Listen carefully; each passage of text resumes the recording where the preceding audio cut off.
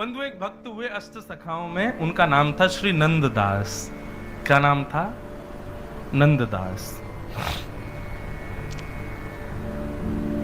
नंददास जी एक बार तीर्थ यात्रा करते करते वृंदावन आए। तब तक भक्ति का बीज अंकुरित नहीं हुआ था उनके हृदय। मैंने आज कथा का प्रारंभ इसी विषय से किया था कि दो प्रकार की भक्ति होती है, या तो तुम भगवान को स्वीकार करो या भगवान तुमको स्वीकार कर ले। कई बार भगवान ऐसे लोगों को भी स्वीकार कर लेते हैं जो किसी योग्य नहीं होते और उनको भक्त जबरदस्ती बना देते हैं, और कई बार ठाकुर जी उसको स्वीकार करते हैं जो भक्ति से ठाकुर जी को प्रभावित कर ले। तो नंददास जी का विषय ऐसा है कि नंददास जी को भक्ति का बीज अंकुरित नहीं हुआ था,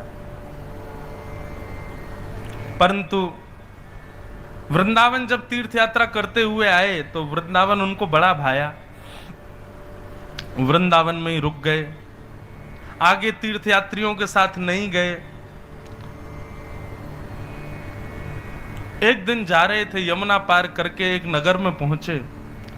तो नगर में घूमते घूमते उन्होंने क्या देखा कि एक घर के ऊपर छत पर एक परम सुंदरी युवती अपने केश सुखा रही है, और उसके रूप माधुरी को जैसे ही इन्होंने देखा, उसके केश देखे, उसके नेत्र देखे, उसका रूप देखते ही ये मोहित हो गए। अब तो महाराज उसी को ही निहारते रहे, उसको देखे बिना रह ना पावे।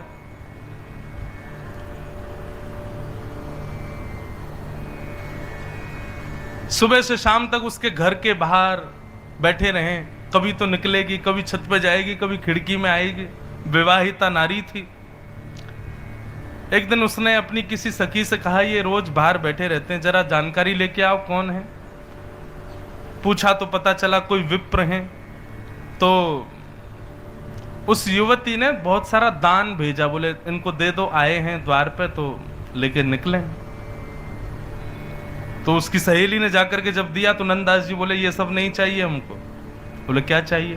बोले तुम्हारी जो वो सखी है केवल उसका रूप देखना है, बस यही चाहिए हमको।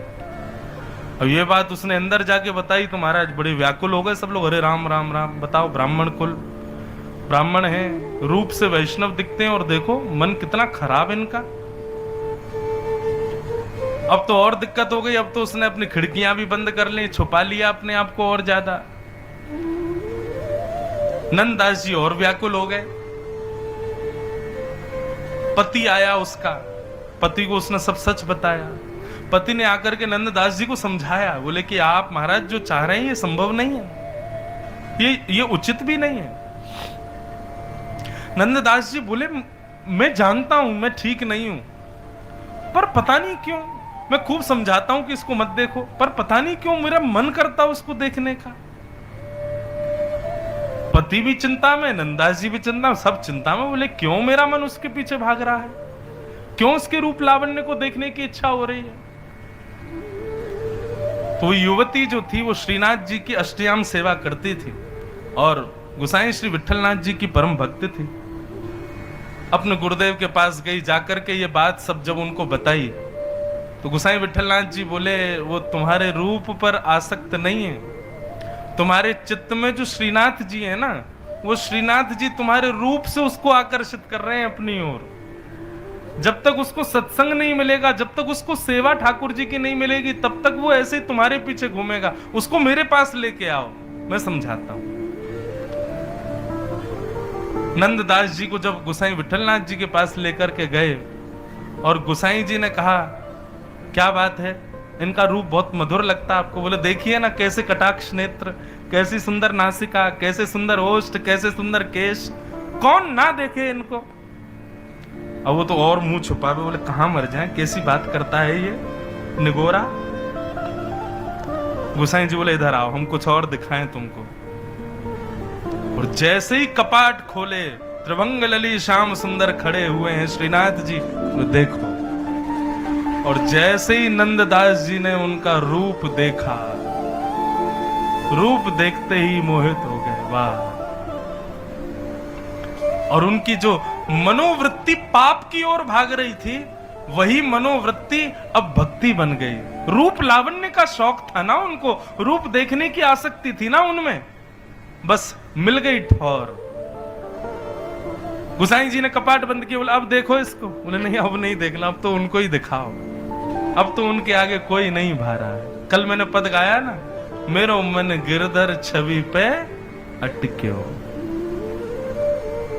तो यहां आप क्या समझेंगे बंधुओं, यहां नंददास जी ने ठाकुर जी को नहीं स्वीकार किया, ठाकुर जी ने नंददास को पकड़ा। और कितनी विशेष बात कि नंददास के अवगुण को भक्ति में परिणत कर दिया। रूप देखने में आसक्त थे नंददास तो, परंतु ठाकुर जी ने कृपा की और नंददास को अपनी ओर आकर्षित कर लिया। ठाकुर जी स्वीकार करें बंधुओं, ये भी कृपा है। हैं